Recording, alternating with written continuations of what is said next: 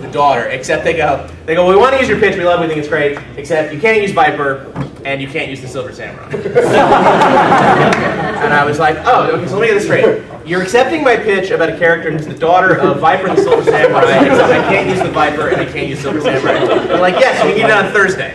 And this was Tuesday, by the way. Oh. So I did it, and it came out, and they were happy with it, and that led me to doing work for the Marvel Adventures line, which is the kids line, which is a big part of Marvel's business, although it's not necessarily something that gets the most press. It's the books that end up in Walmart. They're very big in subscriptions. They're a very large part of building Marvel's audience among younger readers. And I did that for a long time, and I really enjoyed doing that. And then I got an opportunity to co-write a book with Greg Pak called Incredible Hercules, and that kind of put me on the map, and that's led to other assignments such as Amazing Spider-Man, Iron Man Legacy with Mr. Kurth here, my super top secret project with Coy. Coy also was the original artist on Incredible Hercules, so I have him to thank for my success, in part. And so yeah, Jim's got 5 years on me, but in terms of the labor of how long it took. But yeah, I mean, it took me about a decade.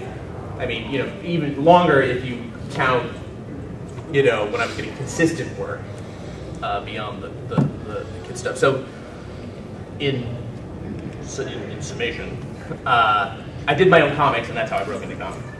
And then it was from those comics I got into Marvel. Cool. Steve Kurth. Got my first big boy over-the-hump job with G.I. Joe. Actual professional work in like 2000, and then I worked for Devil's Due for a while, doing like Micronauts and then Dragonlance, and then years later, finally, so I could finally track down C.D. Cebulski's email. He was like the only Marvel contact I'd ever known. I knew a bunch of DC guys, and they had just no time for me, even though I like kind of knew who they were, and they kind of knew who I was. So it feels awesome when they call. Now. But, DC? Like, what does your company do again? What do you put out? Is this like the government? You mean Washington? First job from Marvel, got a call from Ralph Macchio, and he's like, hey, we have some work for you. So you're thinking, this is it. This is Fantastic Four, this is X-Men, this is Spidey, this is something. He's like, Last of the Mohicans. I went, Last of the Mohicans is, Jesus Christ, seriously, Last of the Mohicans? I'm so not interested in Huron villages and Indian chiefs wearing beavers on their head, which is what the guy did. But you're like, okay, I'm gonna make this. I am just gonna kick the hell out of this. I'm gonna You're gonna be the greatest beavers in comics. I can buy anyone to. I can't say that. There's yes, you can. 5 things I can't say. And that was like, to me, that was the biggest opportunity, because I'm like, I'm going to prove that I'm invaluable to them, that they can rely on me, and I'm just going to put everything I am into this book I truly don't give a crap about, because who could really, really love this book to that degree with Mohicans when you want to do Spidey or something? So I'm like, I'm just going to kill on this thing, and they're going to go, wow, we can't not hire this guy. So that's how I broke into Marvel, and then I was kind of helper monkeying with different projects, and started with New Universal. We had a few issues of that, and I just kind of fell off the tracks because I think Warren's computer exploded, or he had too much absinthe or something. I don't know. Or his computer had too much absinthe. I also believe that's why he was just stop giving your computer drugs. But okay, that's like how I kind of technically broke in. But the biggest thing I should add before that, how to break in, is just plain to not suck.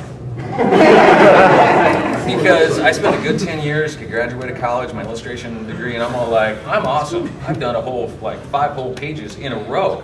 So I'm ready, And, I had this sense of entitlement and naivete, and I just figured, where's my job, Marvel? Hey, come on, I'm right here. And really, I sucked. And it took a good decade of just persistent work, being willing to be impoverished so you have the time to put to your craft. I think that's the biggest thing about breaking in, is like, you just have to get really good. Because once you're to a certain level, I mean, there's no trick. It's not about the secret handshake. I'm sorry, I'm blowing the illusion you were just creating. But there is no secret handshake. There is no my secret free trick. drinks going right out the window. I'm trying to get I'm trying to narrow it down to the 5 that are really focused in on that, not the 20 that are gonna. They usually have less money too. But like, there's no gimmick. There's no like secret thing that's going to get you in there. You just have to have a certain degree of skill, and then beyond that, if you can turn it to, wow, this guy's awesome, then there's no trick. You're going to be in. So that's Trickery. yeah. There's no hypnotism. There's no like spinning top hat, and you will get work. Oh, circus crime. Yeah. Circus crime story. Yeah. So that's my thing. Just don't. Sock and I got a hold of CB's email, and he showed my stuff around the office. So.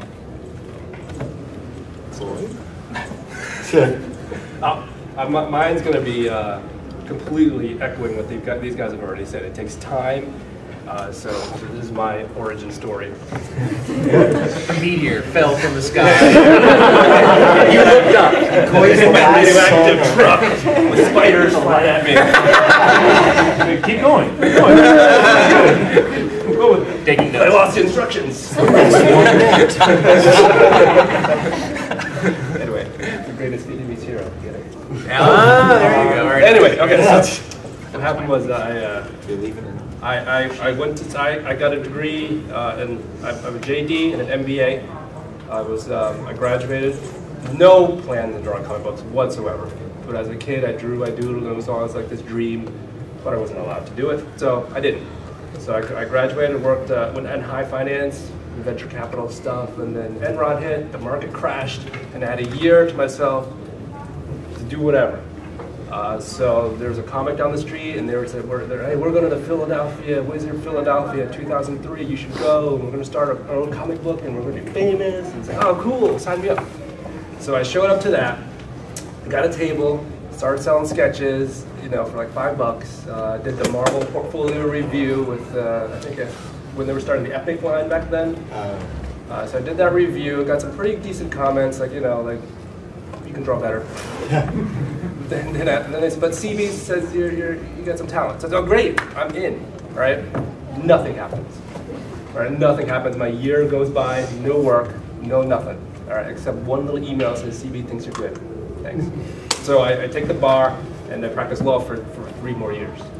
But I keep going to conventions because, like my buddies and I, we just like this scene. It's just fun just to hang out with people, draw, go to hang out with these guys after hours. And then, 3 years go by. Exactly, buy you guys drinks. And then 3 years later, CB comes up to my table, and he goes, hey, do you want to work for Marvel? It's like, great. So I thought I was in. Nope. A year later, I get a sample script. All right, so I do the sample up real great. Oh, this is great. We love it. Great. I'm in. Nope. 6 more months. All right. We got a book for you. With Mark, it's a what if Spider-Man the other. All right, but here's the catch: there's no Spider-Man in it. So kind of like, hey, I can draw Peter Parker.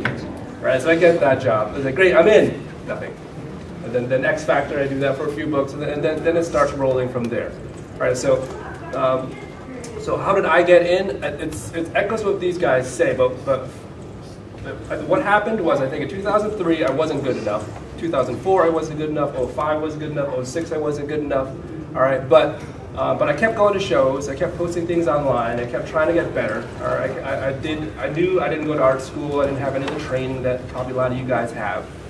So I said I'm not going to waste my time to reinvent the wheel. So I bought all of Scott McCloud's books, every comic book DVD, a countdown to Wednesday, Top Cows thing to see like behind the scenes stuff, like talking to people, buying Hogarth's books, and just buying all this art stuff that because I felt like I was so behind.